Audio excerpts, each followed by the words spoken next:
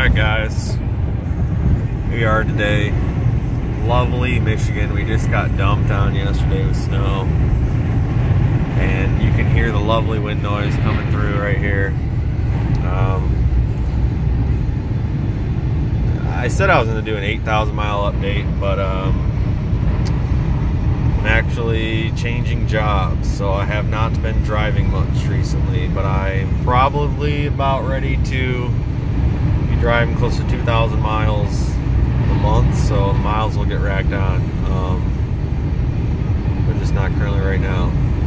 It is currently, as you can see, 11 degrees outside. We just got dumped on, as I said literally 2 minutes ago. But we have quite, they're saying up to 45 mile an hour wind gusts. I mean, it's blowing my truck around. But I thought I'd give you guys an MPG and just truck update, because I'm probably not going to be having much time. I'm probably going to be working 7/12s for the next month or two. So I'm not going to have any time to do this, and I'll blow by 8,000 miles by the time I do this. But so a lot of guys on the forums and stuff are complaining about miles per gallon. And all I want to tell you is look at my MPG from my last update. I was around 20. Now you can see as I'm cruising at what, 77 miles an hour, I'm getting 14, 15. You gotta think, it is winter. The cold weather really affects your MPG. It takes me, I mean, you can see like my trans temp, I've already driven about 50 miles and my trans temp still is not even up really to operating temp. That all hurts your MPG. I mean, there's added butane and winter gas. I gotta tell you guys, if you're gonna do an identical drive, identical conditions between winter and summer blend, you're gonna see about 8% less MPG off a winter blend. That's just a fact. I know different areas have different blends, but that's about where you're gonna be at. And then another thing to really take in consideration is how much windier it is in the winter. I mean, you can just see the wind. There's no leaves on the trees. I mean, common sense makes that it's just gonna be, you're gonna have a lot more crosswinds, and I've noticed that a lot, that it seems like more often than not, I'm always in a crosswind or a windy situation in the winter than I am in the summer. That's gonna hurt your MPG. Long idling temps, rich conditions when the engine's cold, remote start, and you gotta think the air is more dense. You're pushing through more air in the winter. Realistically, conditions, like identical conditions, if you're talking, you know, a 20-degree winter day versus a 60, 70-degree winter day, you're going to be losing about 15 to 20% MPG. So I've been doing a lot more city driving than I used to. That's one reason my MPG is way down. But on drives on the highway that I used to be able to get, you know, I'd say anywhere from 21 to 24 MPG, I'm now in the 17, 18 range. So it's to be expected. So all these guys who are getting on there complaining they're not getting the MPG, and they're, oh, I drive city, I remote start every morning. You know, I got a 15-minute drive and I'm getting 11, 12. Well, you should. Your truck is running rich. It's not heated up. Your trans, your oil that you're pushing through is super thick, and your remote start and it's sitting there running rich to try to get those temps up, and you're getting 0 MPG while you're idling. And FCA and a lot of these automakers will, I don't know if you notice, when your remote start is on, you'll jump in the truck and it'll be idling like 1,200, 1,300 RPM. They're doing that for emissions to try to get that truck heated as quick as possible. So you're blowing through fuel. Sorry to stammer my words here, but can't think of the correct terms. But anyways, there's my little rant on that. And as far as issues in the truck, cold always brings out issues. The truck, obviously, you hear, you know, it's super windy. I get it on both sides of the cab in extreme heavy winds and when I'm doing on highway speeds. I'd say that's pretty normal for most vehicles. I mean, is it annoying? Yes, but it's pretty normal when you've got that heavy of a wind coming across.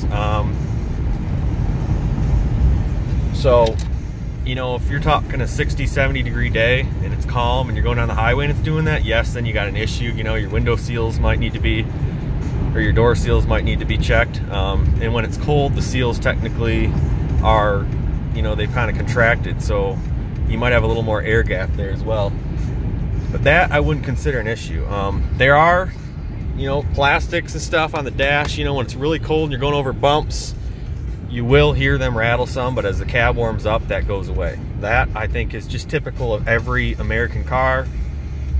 Most any car with plastics abound. As far as actual issues, I've got the dreaded brake squeal when backing out. A lot of Ram guys are dealing with.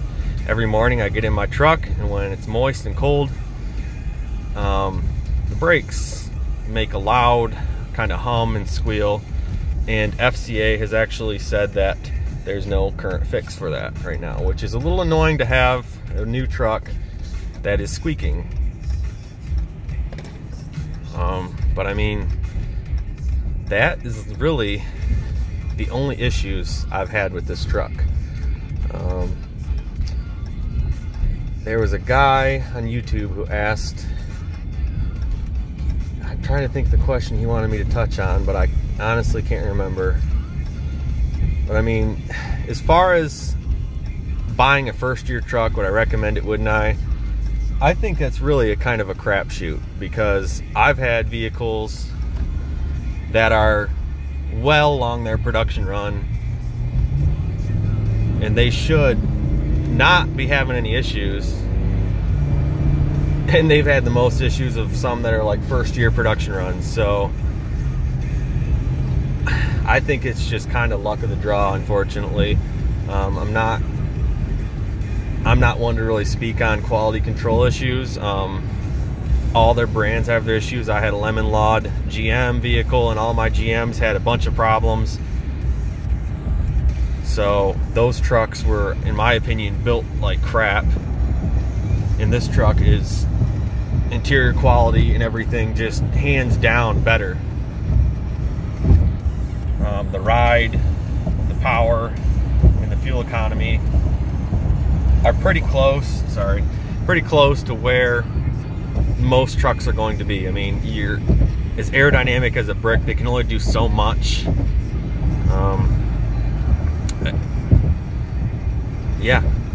Truck's been pretty problem free. Like I said, I'd love to have that brake issue resolved. A lot of guys are having this issue. I do not have the e-torque in my truck, and I'm thankful for that. It seems like a lot of the e-torque guys are the ones that are complaining about MPG the most. I think it's kind of a gimmick, if you ask me. The battery's too small to really help. And it's been, you got to ask the question, is that belt motor, is it actually adding drag when the battery's depleted and you're going down the road? Because a lot of these guys are not getting near the MPG estimates. I don't know, but that's a technology I did not want to buy into. But anyway, this video is already long enough. I thought I'd give you an update. Almost 7,100 miles. Had my first oil change done. Everything, truck, still going good. Like I said, no real issues other than the brakes, so we'll keep them coming, and I should be racking on the miles here soon, and I'll try to give another update once I get over 10,000 miles. And I might actually be driving down to Florida, which is going to be about a 2,200 mile round trip in the spring. So I'd venture to say that this truck's going to be up to 15,000 miles before we know it. I haven't noticed my MPG change much as the truck gets broken in. I think it's been pretty consistent. Like I said, the cold weather affects it the most. So I'd say for all the guys that are complaining, I'd say wait till the weather gets a little nicer, wait till the spring to judge that, because I know for a fact that these trucks are capable of some really good MPGs. It's just the winter weather really hampers that. So anyways, hope you guys liked the video. Sorry for going on so long. Let me know if you have any comments or questions. I try to answer everything I can. Thanks.